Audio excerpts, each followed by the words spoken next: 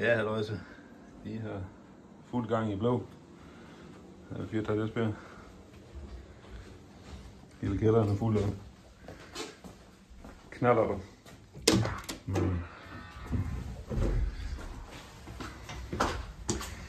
Det er meget travlt, men det er jo dejligt.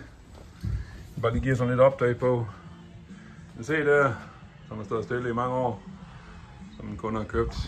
Vi har fået i gang i at køre igen. Ny plump og sådan lidt at være i, og lidt karburator sagde jeg på.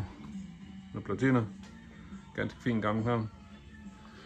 Så er vi i gang i en Monkey. En Jotter.